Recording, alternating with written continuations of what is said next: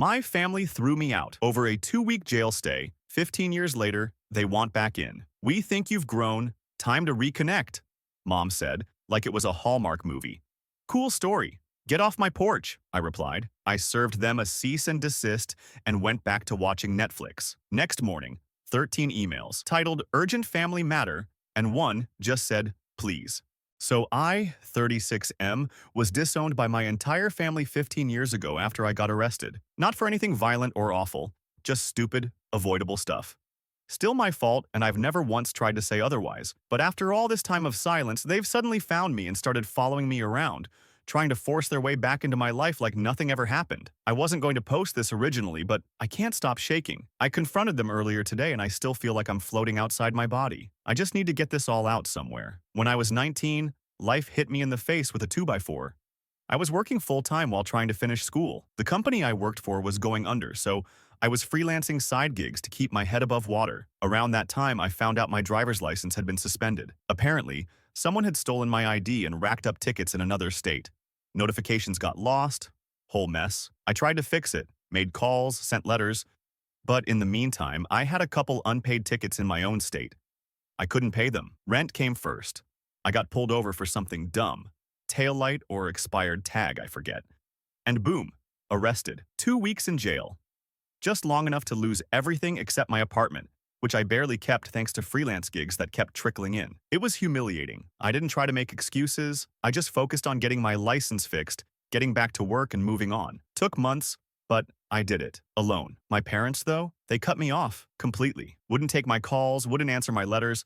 My dad told me, "You've shamed the family name." And that was that. I became a ghost. After a year of complete silence, no birthdays, no holidays, no anything, I legally changed my last name, blocked every number, changed my email, locked down all my socials like Fort Knox. I didn't want to be found. I didn't want to exist in their world anymore. And honestly, I built something good. I finished college, got a decent job in healthcare, bought a modest apartment, stayed out of trouble. My life is quiet. I've got a few close friends, a cat who bites everyone but me, and an unhealthy obsession with fancy tea. I'm happy. I opened my front door to grab a delivery, and there they were. My mom and dad, standing there like it was 2007 and nothing ever happened. I froze. The only words I managed were, "How did you find me? And what are you doing here?" Mom smiled like we were just catching up. "We paid a PI $5,000. He narrowed it down from your first name on Facebook." That knocked the breath out of me. My full name isn't even public, just my first name and a heavily locked down profile photo that's mostly my cat. I repeated myself. "What are you doing here?" She goes, "It's been 15 years. You seem to be doing well. You've learned your lesson. It's time." That was it. That was her pitch. No apology, no remorse. Just, "You've learned your lesson." I stared at them for a long second before saying, "Yeah, I did learn something. I learned that even your family will abandon you when you're at your lowest. And I succeeded. Without any of you." Then I closed the door, locked it, drew the curtains, sat on the floor and just breathed. They knocked for 15 minutes. I didn't answer. I didn't even move. I thought that was it. An awkward drive-by reunion. Maybe they'd write a passive-aggressive letter and leave me alone. But no, they started showing up, following me to work, sitting on a bench near my apartment, watching me from across the street, not yelling, not causing a scene, just being there, harmless but suffocating and creepy. My best friend started calling them fleas. Like, "Hey man, you got fleas today?" If I said yes, that meant game on. One night we walked arm in arm to a super fancy restaurant I knew they'd never step foot in. Another night we casually strolled into a sex shop just to freak them out. That one? Chef's kiss. They were mortified. I know, immature. But I was spiraling. And humor was the only rope I had to hold on to. I finally snapped. I couldn't take it anymore. I agreed to meet them in the park across from my building. Public, neutral, safe. I didn't let them talk much. I made it clear this was the one and only time I would listen to anything they had to say. And I told them straight, "I'm your judge and jury. Say what you need to say, and then I walk away." They started off with, "You ruined the family name." Not even kidding. That's how they opened. After 15 years. "No, sorry we abandoned you. Just more shame." Then they started talking about how the family's grown, how my siblings have kids now, how people are starting to ask questions about Brinley, that it's time to fix things, that my success is proof I learned what they wanted me to. I couldn't take it. My ears were ringing. My heart was pounding. I told them everything, that I had done it all alone, that I changed my name because of one person, my cousin Jean, who actually stood by me. I said they could tell their golden children and their in-laws that I was disowned for spending 2 weeks in jail. And if they didn't like how that made them look, tough. I ended it with this. You made your decision. This is mine. Don't come near me again. And I walked away. I've been in bed ever since. Curtains drawn, fan on high, shaking, crying, laughing, everything all at once. Edit 1. Thank you to everyone commenting. I didn't expect this to get much attention and I'm honestly overwhelmed. I'm reading everything. Please don't take it personally if I can't reply. Just thank you. Edit 2. A lot of people have asked if I'm worried about them showing up again. I am, but I've already started researching legal options. Cease and desist, restraining order, trespassing charges if needed. I'm not playing games anymore. Update. Hey again. So a lot has happened since that first post. I'm still a bit all over the place, but writing this out helps. For everyone who asked, no, I haven't heard from my parents since the confrontation in the park. But I don't trust the silence. It's too neat. Too rehearsed. Like they're either regrouping or trying to control the narrative behind the scenes. But this update isn't about them. This one's about Jean. Jean is technically my cousin by marriage, but she's the only person who's ever stood by me since the day everything fell apart. I hadn't told her yet about the recent parental haunting, because she'd been on vacation with her wife up in Maine. Off-grid, fishing, hiking, the whole works.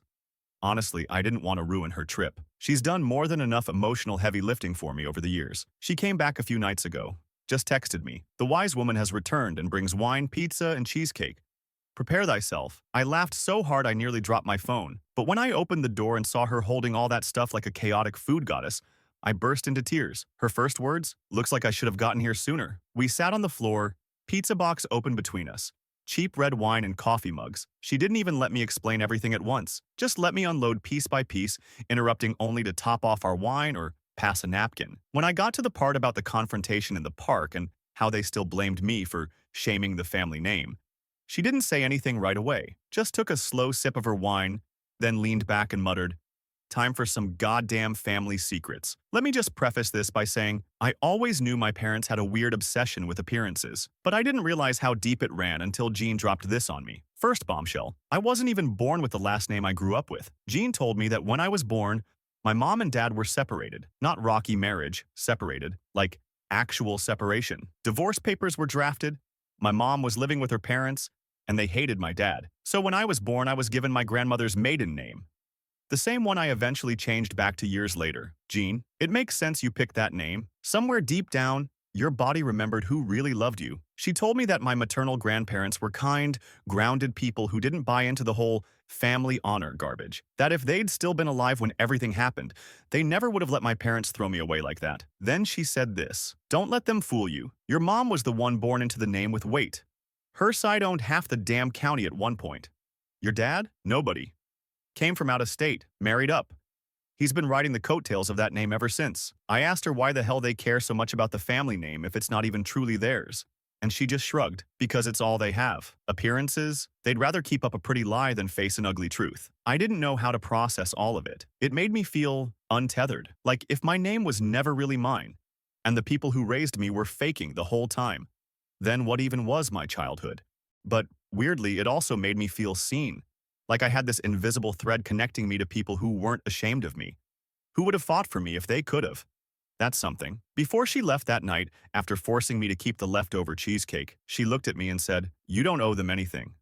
Not forgiveness, not a reunion, not a single damn second of your peace. They lost the right to call you family, but you've made a family. You've got me. You've got your friends. You've got that bitey-ass cat. That's more than most people get." And then she hugged me, real tight, and whispered, "Next time they show up, you call me. I'll bring the shovel." I laughed so hard I snorted wine out of my nose. Edit. Some of you have asked about Jean before, and yeah, I wish everyone had a Jean. She's not perfect. She sings show tunes at karaoke with terrifying confidence. But she's real. She showed up when no one else did. I'd take her over 100 relatives any day. Update 2. Hey again. So after Jean and I had our pizza, wine, cheesecake emotional therapy night, I honestly thought things would settle down. I'd processed a lot.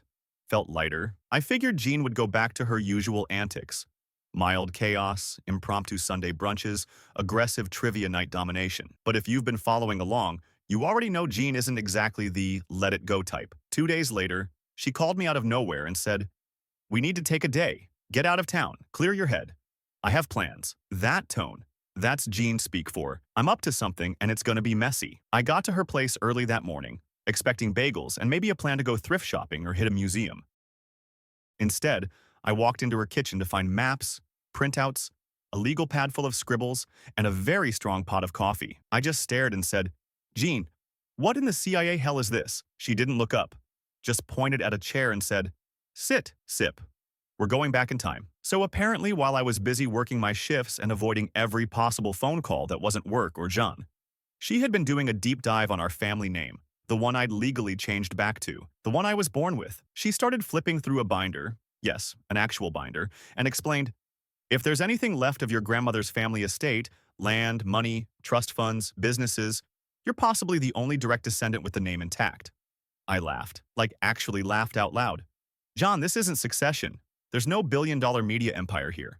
She rolled her eyes. No, dumbass, but there were assets. Your grandmother's side owned a lot of land, businesses, and some original patents that got bought out years ago. They weren't Rockefellers, but they weren't small potatoes either. Then she leaned in and said the part that really made me stop chewing my bagel. And you, because you were born under that name and returned to it, may be the only one legally recognized in certain documents that were never updated after your parents changed it. I blinked. You're telling me I might inherit something? She just smirked. Maybe, probably not much. But it's not about the money. It's about the fact that the family name they said you shamed? You might be the only one still carrying it. The only one they can't erase. It wasn't the money. I'm not expecting anything. If there's some plot of dirt in the middle of nowhere with a rusted-out mailbox and a tree growing sideways, cool. But it was the symbolism. They erased me, cut me out, acted like I was dead to them. And now, that very name they wanted to disown, I chose it, reclaimed it, wore it like armor. That flipped something in my brain. At one point I joked, watch, if there's any land left, Aunt Sharon probably stole it already. Jean deadpanned. She did. The farm. She bullied your mom into giving it up years ago. She said it like she was reading a weather report. Sharon. Petty, with a high chance of emotional damage. Apparently Jean tried to warn my mom not to sign over everything, but shocker. My mom didn't listen. Jean told me, they cared more about punishing you than protecting what was theirs. They thought if they cut you off fast enough, no one would ever ask questions. Well, now I'm asking. After the great binder reveal, we did end up getting out of town for the day. Drove to this small artsy town, hit a few antique stores, had lunch on a patio with strong sangria and shady trees. She forced me into a mani-pedi, which, okay, was actually relaxing. We didn't talk about my parents much after that. Just laughed, gossiped, ate too much gelato. At one point, she clinked her glass to mine and said, to building a life so good they'll choke on it. Honestly, cheers to that. Edit. Some of you are asking why Jean is so invested. Here's what you need to know. Jean doesn't tolerate bullies. And my parents? They bullied a scared 19-year-old into exile. She's never forgiven them for that. She doesn't do forgive and forget. She does remember and ruin. Update 3. Hi again. I wasn't planning to post another update this soon, but things are moving faster than I expected. And honestly, it feels good to have this space, to not just shout into the void, but have it shout back with support. So, thank you. This update isn't as emotional as the last. It's more logistical, but also important. Because this is where I finally said, no more. Legally, my best friend, let's call him Eli, saw the state I was in after the park confrontation. I wasn't sleeping well. Kept checking the window. Every time I saw a car slow down outside, I froze. My hands would shake when I opened my front door. So Eli, in his very "we're not doing this again" voice, said, we're going to my lawyer. You're getting protected. No more of this hoping they go away crap. He wasn't asking. He was already dialing. We met with his attorney, a calm, sharp woman in her 50s who looked like she'd stared down more than one idiot in her career. She asked me to walk her through everything. I gave her the whole timeline. Arrest at 19, disownment, name change, no contact, sudden reappearance, the stalking, the confrontation. She listened without interrupting, took notes, asked precise questions. Then she said, you've done a phenomenal job protecting yourself emotionally and digitally. Now let's add some legal protection. First step, a cease and desist letter, formal, firm, delivered by certified mail and email. Yes, she found one of their current addresses through a business registry. Don't mess with lawyers. It details everything. That I've requested no contact, that their presence at my home and workplace is unwanted, that future contact will be considered harassment. She also mentioned something that caught me off guard. Given how obsessed they are with the family image, They're unlikely to want any legal trouble that could leak to the community or news. Use that, Eli grinned. Weaponize their ego. I won't lie, that felt good. We're not filing a restraining order yet because technically they haven't crossed that line. But we've started a file, documenting every sighting, every incident. I showed her my journal. Yes, I started a petty little stalker log. It's color-coded. Judge me. She said if they come back, or escalate even slightly, trespass, attempt to contact again, show up at my work, that's it. We go full scorched earth. I walked out of that meeting feeling something I hadn't felt in a while. In control. For so long, my parents made all the decisions. Even when they were gone, their rejection shaped me. But now, I've taken the reins. Legally, emotionally, all of it. It's like a chain snapped inside me. And for the first time in years, I slept through the night. Oh, and when I told Jean, she literally slow-clapped over speakerphone and said, I'm so proud I could punch someone. Preferably your dad. This part's short but worth including. The day after we sent the cease and desist, I got a new email from an address I didn't recognize. Subject line, we just want to talk, please. I didn't open it, just forwarded it to the lawyer. She replied, thanks. Keep sending these to me. Don't respond. Ever. She's so chill about everything. I want her to narrate my life. Edit. A few folks asked what happens if they try to retaliate legally. Answer, nothing they can really do. I'm not defaming them. I'm not contacting them. I've done everything by the book. My lawyer said if they do try something, it only strengthens my case. Final update. Hi Reddit. This is going to be the final update. I've gone back and forth on whether to post this at all, but I started this story here. It only feels right to end it here too. Thank you to everyone who's followed along. Your comments, messages, even your jokes, they helped me more than I can say. This one's a bit heavier, so buckle in. I got curious. After everything, my parents showing up, Jean's revelations, the lawyer visit, I kept thinking about one thing. Where were my siblings? They're 2 and 4 years younger than me. Old enough at the time, everything happened to know what was going on. Old enough to have made a phone call, sent an email, reached out, anything. But they didn't. So I did something I hadn't done in 14 years. I Googled them. It didn't take long. My brother's a software consultant, married, 2 kids, lives 2 states away. My sister is a part-time lifestyle blogger and mom of 3, also married, also living a very filtered, aesthetic Pinterest life. Photos, bios, vacation posts, all with happy family shots and inspirational quotes about the importance of staying close. I read the captions, scrolled through years of posts, not a single mention of me, not one. I know. What was I expecting? But still, something about seeing their lives, their perfect nuclear setups, their smiling faces. It hit like a brick to the chest. I sat there staring at a Christmas post with all of them, my parents included, posing around a fireplace. Matching sweaters, stockings with names, and the caption, family is everything. That was it. Any flicker of guilt I still had, any tiny internal voice whispering, maybe you're being too harsh, was gone. They didn't just go along with the disowning. They rewrote history like I never existed. They built their lives on that lie. And now, 15 years later, my parents come knocking, pretending like I'm the one who missed out? No, they made their choice. Now I'm making mine. Told her everything I found. She sighed, then said something that will probably stick with me for the rest of my life. They left you. You survived. That alone is your revenge. She paused. But living well? That's your closure. My lawyer sent the cease and desist letters. The email that slipped through. There were no more after that. No more appearances, no calls, no knock at the door. It's like they got the message. It's over. Where I'm at now, I've blocked their emails. I've adjusted my social settings again. I'm back to walking downtown with Eli, going to dumb art shows, buying overpriced candles I don't need. Jean and I have a standing Sunday debrief tradition now. Wine, bad takeout, something from her ever-growing conspiracy binder. I'm 90% sure she's trying to connect our family tree to royalty. Am I healed? No, not all the way. There's still a little sting when I think about what could have been, what should have been, but I'm not grieving anymore. I'm accepting. They didn't break me. They abandoned me. I rebuilt myself, and I like who I've become. Edit. To the handful of people who commented, "This sounds fake," on my last post, I truly don't care. Go back to your curated lives. This is mine. Messy, flawed, but real. And if even one person out there felt seen by this story, then it was worth sharing. Thanks for reading, for caring, for reminding me that found family is still family. And sometimes, it's better than the one you were born into. Now, if you'll excuse me, Jean just texted, found an estate map from 1952. Bring wine and cookies. It's going to be a weird night. Wouldn't have it any other way. Take care, Reddit.